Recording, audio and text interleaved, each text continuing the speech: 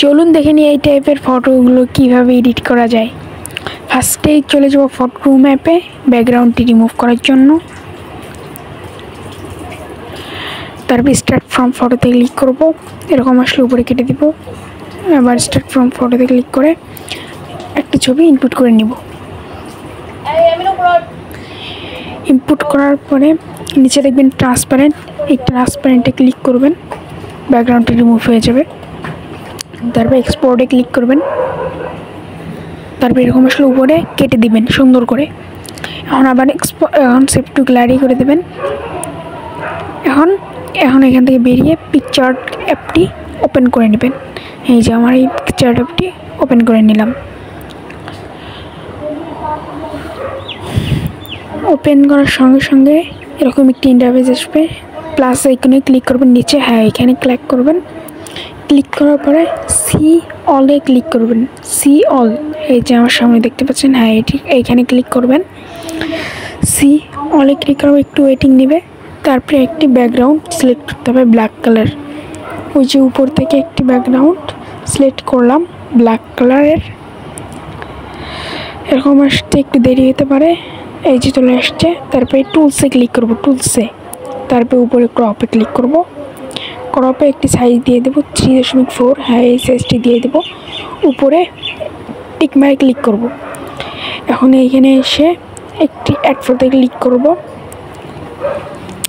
Add ফটোতে click করার পরে আমাদের গ্যালারি শো করবে। এখান থেকে এই স্টিকারটি অ্যাড করতে হবে, তাই উপর থেকে অ্যাড করে নিলাম। এবং সুন্দর করে এখানে বসিয়ে দিব। বসানো হয়ে গেলে একটু অপাসিটি একটু কমিয়ে নিব। অপাসিটিটা কমানো হয়ে গেলে উপরে টিক মার্কে ক্লিক করব। টিক মার্কে ক্লিক করার পরে আবার অ্যাড ফটোতে ক্লিক করব। এই যে এই অ্যাড ফটোতে ক্লিক করব। অ্যাড ফটোতে ক্লিক করার পরে যে ছবিটির ব্যাকগ্রাউন্ড আমরা রিমুভ করেছি ওই ছবিটি এখানে অ্যাড করে দিব। সুন্দর করে বসিয়ে দেব। বসানো হয়ে গেলে উপরে টিক মার্কে ক্লিক করে দেব। একটু সমস্যা হয়ে গেল, আমার কোনো সমস্যা নেই। এরকম হলে টিক মার্কে ক্লিক করে দেবেন। হয়ে গেল। স্টিকারে আবার ক্লিক করবেন। স্টিকারে ক্লিক করার পরে উপরে সার্চ বার পেয়ে যাবেন। সার্চ বারে লিখবেন রেড এবং ব্লু লাইট, এই যে আমার লেখাই আছে আর আমি এক্সট্রা করে লিখলাম না। নিচে এই যে এই লাইটটি নিতে হবে। নেওয়ার পরে সুন্দর করে লাইটটি বসিয়ে নেব।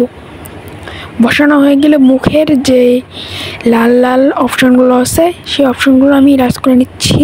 তাড়াতাড়ি করছি, নাহলে ভিডিওটি বড় হয়ে যাবে। এই দেখুন আমার কিন্তু মুখের রেড স্টোনটি ইরাজ করা হয়ে গেছে। স্টিকারে আরেকবার ক্লিক করব। স্টিকারে ক্লিক করার পরে উপরে সার্চ করব স্মোক। আমার আগে থেকে সার্চ করা আছে তাই আমি এটাকেও দিয়ে দিলাম। এই যে উপরে স্মোক। তারপরে দ্বিতীয় নাম্বার অপশনটি যেটা আছে এই যে এই অপশনটি নিয়ে ব্লেন্ড করে স্ক্রিন করে দেব। যদি ভুলবশত ডাবল হয়ে যায় কোনো সমস্যা নেই। উপরে এই সাইডে দেখবেন লেয়ার, ওখানে ক্লিক করে উপরে ক্রস করে কেটে দেবেন। আমাদের ফটো কিন্তু প্রায় রেডি। এখন এটা বসিয়ে টিক মার্কে সুন্দর করে ক্লিক করবেন। ক্লিক করার পরে পিকচারের কাজ শেষ। এখন ছবিটি সেভ করে নেবেন। উপরে সেভ অপশন, এখান থেকে সেভ করে নেবেন।